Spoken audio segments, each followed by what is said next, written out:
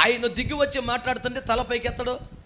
పనికి మళ్ళీ ఎవరం అని ఒక్కొక్కటి నా మేనర్స్ అంతేనండి, నా స్టైల్ అంతేనండి. నీ స్టైల్ ఎందుకు పనికొస్తుందో దేశదేమరైపోతాకే.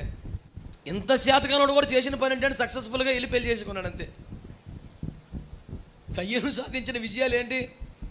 అమ్మ లేకపోయినా, నాన్న దగ్గర లేకపోయినా, తమ్ముడు సపోర్ట్ చేయకపోయినా, ఉన్నోడిని చంపేసినా, దేవుడు సహకరించకపోయినా, పాస్టర్ గారు ఎవరు లేకపోయినా వీడు వెళ్ళిపోయాడు, దాన్ని పెళ్లి చేసుకున్నాడు.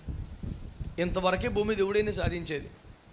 ఆ తర్వాత నా ఇంటి దీపం అంతే. నేను చెప్పే సువార్త ఏంటన్నారా? జయించిన వాడికి మాత్రమే ఇందులో పాలు పంపలు ఉన్నాయి. జయ జీవితము కలిగిన వాడికి ఆమె నేను చెప్పండి ఒకసారి. ఆశలు జయించావా? కోరికలు జయించావా? తలంపులు జయించావా? పాపిష్టి ప్రేరేపణలు జయించావా? దుష్టుల మాటలు జయించావా? పనికి మళ్ళీ ప్రేరేపణలు జయించావా? నేను అన్యుని కాదు. నువ్వు ఏ రకంగా ఇశ్రాయేలుడు, ఏ రకంగా స్వజనం? ఇప్పుడు నేను నీకు బల్ల ఇస్తున్నాను, నువ్వు తీసుకుంటున్నావు. నువ్వు నాకు అన్యుడివా స్వజనుడివా? నీకు నాకు ఏ సంబంధం ఉంది? ఏ రక్తం కలిపింది? ఏ ఒక్క ఆత్మ నీ రక్తమే వేరే, నీ ఆత్మ వేరే, నీ డిఎన్ఏ వేరే. నువ్వు ఎట్రా ప్రసాదమా? చెయ్యి. వెండి చేత కొన్నబడిన దాసునిగా సున్నతి చేయబడ్డవానిగా అంటే ఒక నిబంధన. సున్నతి అంటే ఏమిటి? నిత్య నిబంధనకు ఒక సూచనే కదా, నిబంధన గుర్తు కదా. That is a sign of the covenant you need to make with your God Almighty. నీకు నీ దేవునితో, నీకు నీ దైవజనునితో ఉన్న నిబంధనకి గుర్తు ఏంటి? అసలు నిబంధన వాడు చేసేడితే గుర్తు. నువ్వు ఇంకా అన్యుడిగా, పరాయివాడిగా బతుకుతున్నంతకాలం.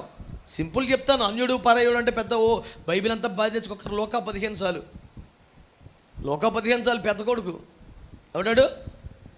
లోక 15లో పెద్ద కొడుకు ఉన్నాడా? ఆడు తప్పిపోయినాడు కాదు, బయటికి వెళ్ళినాడు కాదు, అల్లరచిల్లరోడు కాదు, లోక స్నేహాలు చేసినాడు కాదు, పద్ధతిగా ఇంట్లో ఎల్లప్పుడూ తండ్రితో ఉన్నవాడు. కాకపోతే పరాయి బుద్ధులు. ఆడు పొలవేళడు వచ్చేపాటికి మంచి కోట, మంచి బేభత్సం జరుగుతుంది. రోడ్డు మీద ఆగిపోయాడంటే తన ఇంట్లో హడావుడి జరుగుతుంటే ఇంటికి పెద్ద కొడుకుగా లోపలికి చొచ్చుకొని వచ్చి ఏం జరుగుతుందో చూసే స్వతంత్రం ఉండదా? అక్కడ ఆగిపోయి ఒక మనిషిని పంపుతున్నాడు. ఏం జరుగుతుందో చూసిరా. అదేంటిది? నీ ఇంట్లో నువ్వే ఎంక్వైరీ చేస్తున్నావు. పాపిష్టి బుద్ధులు నశించిపోను కాక. మీ ఇంట్లో నీ తండ్రి మీద నువ్వు ఎంక్వైరీ ఏంట్రా? ఈ ఎంక్వైరీ ఏంటి ఏంట్రా? సన్నాసి అని గోబల వాయించేద్దు పట్టుకుని ఒక్కొక్కడిని. మీ తండ్రి మీద నువ్వు ఎంక్వైరీ చేస్తున్నావా? నువ్వు కొంపలో ఉండి మరి ఏం చేస్తున్నావరా? నాకు అర్థం అవుతలేదు. అమ్మ ఏం జరుగుతుందంటావు? నువ్వు నిఘా పెట్టింది ఎవరి మీదరా? Useless fellow. నువ్వు వేగుల వారిని పంపింది ఎవరి మీదకరా? అసలు బుద్ధి జ్ఞానం ఉందా? మనం తినేసేమో జీవాహారమా, మన బతుకేమో నిర్జీవ క్రియలా.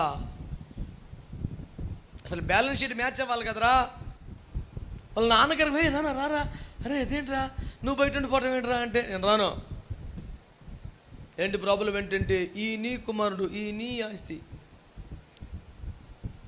ఆస్తి నాది అన్న ఫీలింగ్ లేదు. తమ్ముడు నా తమ్ముడు అన్న ఫీలింగ్. నీ కుమారుడు, నీ ఆస్తి, మరి నువ్వెవడవరా? ఆస్తిలో నీకు సంబంధం లేదు, తమ్ముడితో నీకు సంబంధం. నువ్వెవడవే? 7 సముద్రాల అవతల ఒంటి స్తంభం మీద మహారాణి కూర్చొని ఉందంట. ఎడవమను ఎందుకు? సంఘం, సహవాసం, నడిపింపు, ఉపదేశం ఏమీ లేవు. ఆస్తిని మన ఆస్తి అనే మన నోరు రాదు, నా తమ్ముడు అనే నోరు రాదు. నీకు ఎవరితో తినమైన సంబంధాలు లేవు. ఇది నా ఇల్లు, నా పని. ఇదే వచ్చి ప్రేక్షక పాత్ర, విగ్రహం పుష్టి, నైవేద్య నష్టి, చూసుకొని మరవాలి, చెప్పుకొని ఆడవాలి. అలా కూర్చొని పావలా పనివాడు ఎందుకు? మరి ఏ ఉపకారం లేకపోతే ఇంకెందుకు? మరి అలా కూర్చొని ఉంటే లేడంటే ఉన్నాడు, ఉపయోగపడతాడు, ఉపయోగపడ్డా. అలాగే ప్రేక్షక పాత్ర అన్నిట్లో వచ్చేలా సంచోటి తెచ్చుకుంటాడు. ఏరికి వెళ్తాక కబుర్లు ముచ్చట్లు, ఇది ఈడిలాగా ఆడలాగా ఇవన్నీ సంచి నింపుకొని వెళ్ళి కూర్చుంటాడు. ఇక సొంతోడు అయితే ఇల్లు నాది, పనిని ఇది, నాన్నగారు ఏదో కూటం పెట్టారు, ఇది మనదే అని మేదేసుకోవాలి కదా. అరే ఏం జరుగుతుంది అక్కడ? ఆడిచ్చాడా? ఓహో, వీడి పోకడ తెలుసు కాబట్టి తండ్రి గారే వచ్చారు. అరే అదేంట్రా రారా, అయ్యో నాన్న అరే వచ్చారా అంటే ఈ నీ కుమారుడు, ఈ నీ ఆస్తిని మన అన్న ఫీలింగే లేదు వాడికి. మన ఇల్లు, మన ఆస్తి, మన పని, మన తమ్ముడు, మన పిల్లోడు, అసలు ఆ ఫీలింగే లేదు. అంత దారుడిగా మారిపోవాలి. నేను కాదు, మనము, మన ఇల్లు, మన తమ్ముడు, మన మన మన అంటాకే తింటాక కాదు, పని చేస్తా కూడా ఉండాలి. కొంతమంది ఉంటారండి, ఎత్తుకుంటాకేమో పెద్దోళ్ళు అవుతారు, నడుతాక చిన్నోళ్ళు అవుతారు.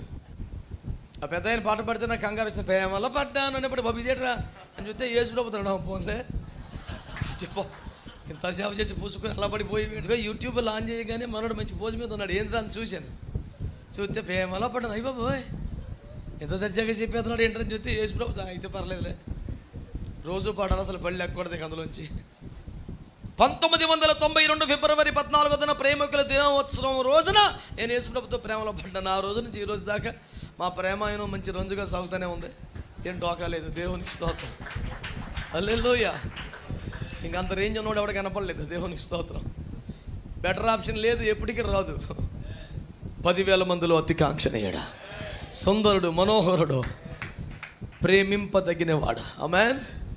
కాంక్షణీయుడు అంటే కోర తగినవాడు అంతే, అంతకన్నా కోర తగిన క్వాలిటీ కానీ క్యారెక్టర్ కానీ క్యాండిడేట్ కానీ కనపడరు, ఉండరు, అవకాశం లేదు. విశ్వములోని సకల భావాల సంపూర్ణ సమ్మేళనమైనటువంటి మంచితనం నువ్వు టన్నుల్లో కొలుస్తావో, లీటర్లో కొలుస్తావో, గ్యాలన్లో కొలుస్తావో, కొలుసుకో, దాని పేరు యేసు ప్రభు. ఇంక అవతలేం ఉండదు, ఇక nothing beyond. The ultimate range, our final destination is our Lord Jesus Christ. అంతకన్నా లేరో రా.